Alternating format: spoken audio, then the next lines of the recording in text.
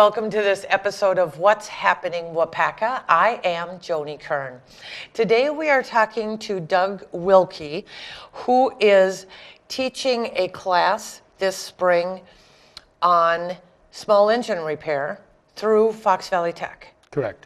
Welcome to the show, Doug. Thank you. Thanks for having me on. This is really exciting to see you and have you here because I want to talk about this a little bit. We all have small engines all over our house, whether it's chainsaws or lawnmowers or whatever, and knowing how to service them is important. So let's talk a little bit about the class, because I know the class is starting in February. Correct. Yes. Right? Yep.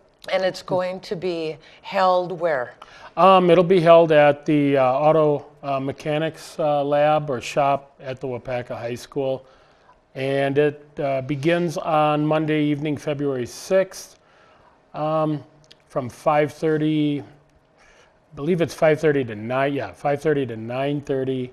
And it will run through March 27th. So it'll be a Monday night class. And the March 27th class is like only 2.5 hours because it's a 30 credit course. So, you know. Three credits? 30, it's 30 hours. 30 hours, yeah. okay. From the tech school standard, it's a 30-hour class or Gotcha. 30 hours of instruction. And just by the way that, you know, the number of Mondays times 4 hours, the last Monday only has to be 2 hours, but Okay. most people are usually there till, 9 o'clock anyway. So I don't have to be a student at Fox Valley Tech to take this class, do I? No, you can actually register right at the regional center in Waupaca, and you may call 942-1700 or I think 942-1710.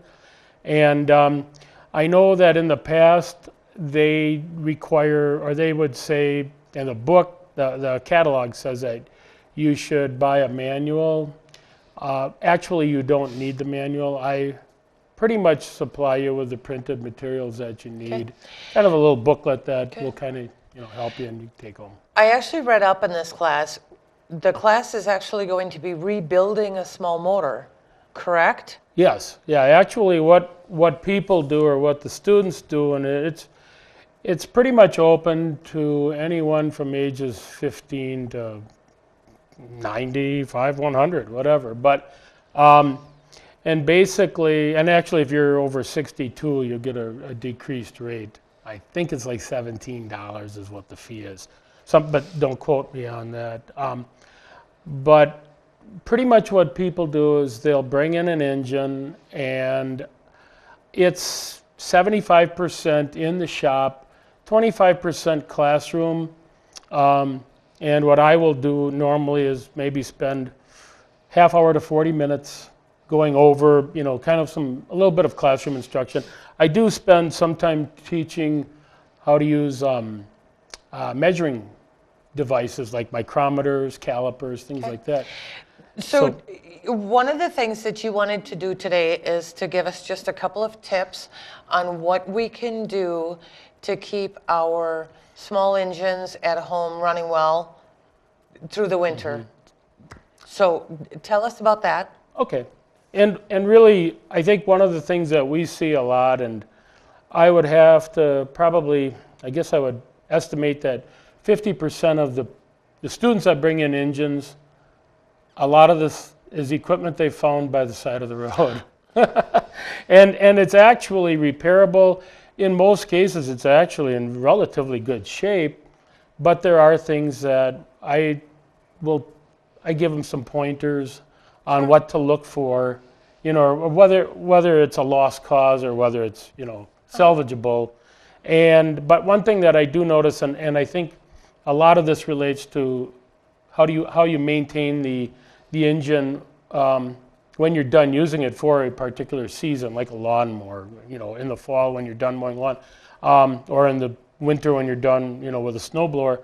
And really, some of the things that you can do that are pretty well standard practices. Or one thing is that I just took a carburetor off an engine that actually I did find off of a lawnmower by the side of the road, and I've got the engine's pretty well taken, or the engine's off from the lawnmower, but I just scrambled this morning to find something to use for a little Sure. prop. Sure. And one thing that you will often find is that this is the float bowl, and this is an area where the gasoline is going to sit for a very short period of time, and then it's going to enter in through this venturi here into the engine. And what happens is if they just put the lawnmower away in the fall, they don't drain out the gas, or they don't, what I prefer is actually run it till you run it dry. I'm in trouble. No, you're not, because if you use like a stabilizer, and there's plenty of products out there, you can actually just take an ounce of stabilizer, put it in that gas tank as you're running, before you run it for that last half hour, 40 minutes, just let it run totally dry. Because one thing that does happen, and with our winters the way they are, and I would imagine you're going to see a lot of that after this winter is done, because of the fluctuation in temperatures and the moisture, and that is the gasoline will settle in this float bowl, and it'll form a varnish. And what the varnish will do is, after a few years of sitting like that and being used and then sitting over the winter, the varnish will coat the inside of this float bowl, and then all of a sudden you come to use that lawnmower come spring, and it won't start. And a lot of times it's because the gas will not fill this float bowl, because there's a little hollow float that just flips up and down, and it's regulated by the flow of gasoline through the fuel line, and that float will just stick, and it won't let any gas in. So tip number one is that I want to, even if I use stable, I want to run the engine out of gas. Yep, just run it dry. It's probably the best thing to do. Okay. Or if you don't want to do that, you can actually just dump the, if it's a little bit messier, but you can dump the gasoline out, and at that point you could actually put it in a vehicle. There's just such a small amount that wouldn't hurt anything. Sure. But what we have noticed is gasoline over the last few years, the shelf life is not where it was maybe 25, 30 years ago. Correct. So it does pick up moisture, it does pick up condensation, and it is not quite as, I guess you'd say, volatile or viable as it once was. But that's one thing that and the next thing that I always do, and I kind of encourage people to do, is you take your lawnmower and stand it vertically.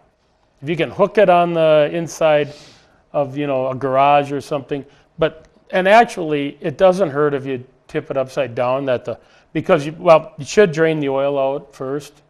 And normally there's like a little plug or something in the bottom that and that's a good idea to drain the oil out. So why do I want to hang it? Why do I want to hang it up or stand it vertically? Well, number one, it's out of the way when you got other stuff to do in the winter. That's a good point. But what I find is, if you can actually hang it up upside down, or where the spark plug is on the bottom, what little oil is still in the sump or still in the crankcase will run down into the cylinder, and it does help keep the cylinder at least lubed, or keep some oil on the cylinder walls during the winter. So, and it's not going to affect the operation of the engine, when you start it up again, because you're going to put new oil in anyway. But the other thing and this is really, I didn't realize this one. Might be a reason why this was on the side of the road, was you should always check the air cleaner. And as you can see, this one's not very good. That one's a little dirty. This one is nice and clean. That one is actually new. Now, that's for a different engine, but this is the way they're supposed to look. Yes, and actually, if it's what we call, and this is what we call a paper element, you can usually take a shop vac and just vacuum them out once or twice, and you'll get by doing that. Otherwise, what a lot of people can do is, if you just take this, if you can hold it up to the light, if you can see light coming through there, through these paper ridges, it's usually pretty good then. Good. But now a lot of other lawnmowers, and if they're, certain Briggs and Stratton engines, they will have like a green foam, like a sponge. And that you can usually get 2 or 3 years off of, of usage from it. But every year you should take that that sponge out and just wash it in, find like any type of really high strength dishwashing detergent. Just let it soak and just knead it, back and forth. And you'll get a lot of the crud out of it, and then let it dry, just air dry it out, and then take just a little bit of oil and just put back on the foam and just kind of squeeze it in, and you're good to go. What excellent tips, Doug. And if you guys are anything like me and you've forgotten some of what he has said, this small engine class through Fox Valley Tech held at the Waupaca High School is really invaluable information for anyone who wants to be able to run their engines longer instead of throwing them away after a few years and having to go out and buy another one. So thanks for being here today, Doug. Thanks. I appreciate Thank you very your much. time. And we'll have the information up on the screen so you can register for the class and you can meet Doug and get his expertise. So. Yeah, and actually what we do is they will tear down and replace parts, and I do have people that have taken the class that have actually gone into business on a little small sideline business repairing engines now. So sounds good. Thanks for joining us for this episode of What's Happening Waupaca. I'm Joni Kern. We'll see you next time.